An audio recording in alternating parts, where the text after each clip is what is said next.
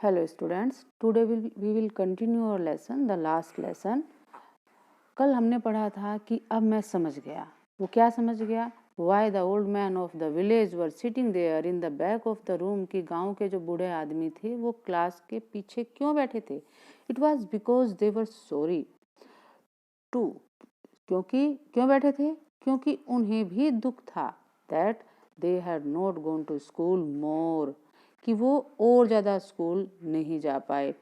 It was their way of thanking our master for his 40 years service. ये उनका तरीका था हमारे मास्टर को उसकी 40 years 40 साल की जो सर्विस थी, फेथफुल सर्विस, जो फेथफुल सर्विस थी उसके लिए धन्यवाद कहने का, end of showing there respect for the country, और अपने देश को सम्मान दिखाने का, सम्मान प्रकट करने का एक तरीका था. दैट वाज देयर्स नो मोर, और एक ऐसा देश जो अब उनका नहीं था, क्योंकि वो कहाँ चला गया था? वो अब पर्सिया के अंडर चला गया था. While I was thinking of all this, जब मैं इन सब बातों के बारे में सोच रहा था, I heard my name called. अब मैंने क्या सुना? कि मेरा नाम बुलाया गया. It was my turn to recite. अब मेरी बारी थी सुनाने की. What would I not have given to be able to say? अब what would, यानी वो क्या कह रहा है कि काश ऐसे हो जाए. अब वो सोच रहा है कि क्या ऐसा नहीं हो सकता कि मैं एबल हो जाऊं to say that dreadful rule, वो जो भयानक, वो जो डरावने रूल्स हैं उनको कहने में, उनको सुनाने में, फॉर द पार्टिसिपल्स के रूल को, all through very loud and clear, पूरे तेज आवाज में और स्पष्ट आवाज में, क्या मैं नहीं सुना सकता? एंड विदाउट वन मिस्टेक, बिना एक भी गलती करे. बट अब उसने सोचा था कि मैं सुनाऊंगा, लेकिन आई गोट मिक्सड अप, मैं जो है मिक्सअप हो गया, भूल गया वो सारा. ऑन द फर्स्ट वर्ड, पहले ही वर्ड में. एंड स्टूड देयर, वो वहां खड़ा रहा.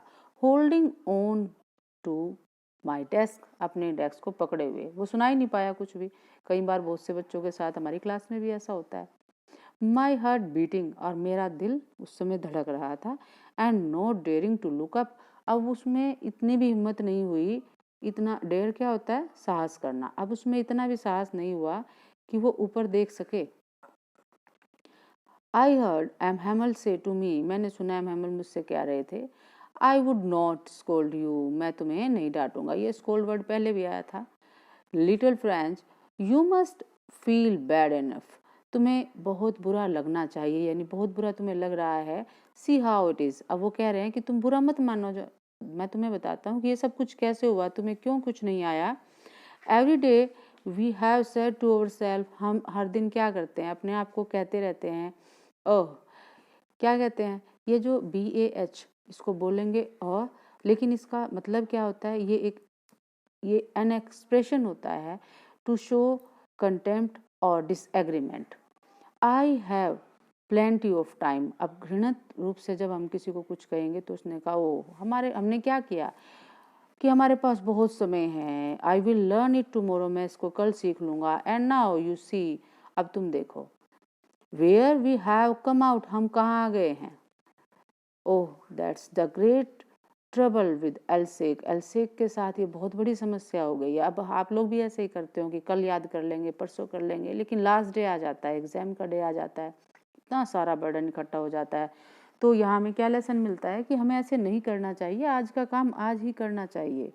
She puts of learning till tomorrow, अब एलसेक जो शहर के लिए यहाँ पे शी का यूज हुआ है कि अब जो हम, अब तक तो हम अपनी लर्निंग को आगे के लिए टालते रहे, लेकिन अब इस शहर ने ही अपनी जो लर्निंग है उसको कल के लिए टाल दिया है, क्योंकि अब यहाँ बैन हो गया है फ्रांसीसी भाषा को पढ़ना. नाउ दोज फिलो किसके लिए यूज हुआ है? जो जर्मनी के जो लोग, जो पर्सिया के जो लोग यहाँ आने वाले हैं, जिनका अधिकार हो गया है, उनके लिए. Out there will have the right to say to you, अब उनके पास अधिकार होगा कि वो तुमसे कहें. हाउ इज इट, कि ये क्या है? You pretend to be Frenchman, तुम एक फ्रांसीसी होने का बहाना करते हो.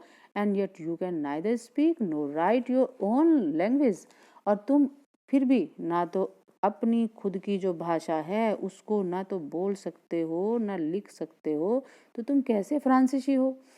But you are not the worst. अब उसको कहते हैं एमएमएल कि तुम बुरा मानने की जरूरत नहीं है, तुम सबसे बुरे नहीं हो poor little friends, we have all a great deal to reapproach ourselves with. अब वो क्या कहते हैं कि हम सभी में कमियां हैं, हम सभी को अपने अंदर बहुत ज़्यादा झांकने की ज़रूरत है, हम सभी को अपने आप को धिक्कारने की ज़रूरत है। एमएमएल अपनी भी गलती मानते हैं। Your parents were not anxious enough to have you learn. अब वो कहते हैं कि तुम्हारे पेरेंट्स भी इतने चिंतित नहीं थे कि तुम कुछ सीखो। They prefer to put you to work on a farm or at the mills. वो क्या प्रेफर करते थे, वो पहले ये समझते थे, वो ये प्रेफर करते थे कि तुम या तो खेतों में काम करने जाओ या फिर मिल में काम करने जाओ, और उससे क्या होगा, so as to have a little more money, जिससे उनको थोड़ा सा और जो है पैसा मिल सके। एंड आई, और मैं, अब हम अपनी बात बताते हैं। I have been to blame, सो मैं भी दोषी हूँ। Have I not often send you to water my flowers, क्या मैं तुम्हें अक्सर नहीं भेज दिया करता था अपने फूलों को पानी देने के लिए। टू वाटर मतलब पानी देना। Instead of learning your lessons, अपने लेसन्स को पढ़ने के बजाय। इंस्टीड का मतलब क्या होता है, बजाय। एंड इंस्टीड ऑफ बजाय। And when I wanted to go fishing, और जब मैं मछली पकड़ने के लिए, अब अपनी दूसरी गलती को बताता है, जब मैं, मेरी इच्छा होती थी कि मैं मछली पकड़ने जाऊं, did I not just give you a holiday, क्या मैं तुम्हारी छुट्टी नहीं कर देता था कि मुझे तो मछली पकड़नी है और तुम मजे करो। तो वो एमएमएल स्वीकार करता है कि क्या मेरी गलती नहीं है, मैंने भी जो है इसको सीरियस नहीं लिया। Then for one thing to another, और इस तरह से एक के बाद दूसरी बातें M Hamel went on. Went on मतलब जारी रहना, कंटिन्यू। एमएमएल कहते चले गए to talk of the French language, French language के बारे में। वो फ्रेंच लैंग्वेज के बारे में बहुत सारी बातें हमें नेक्स्ट पैराग्राफ में बताएंगे।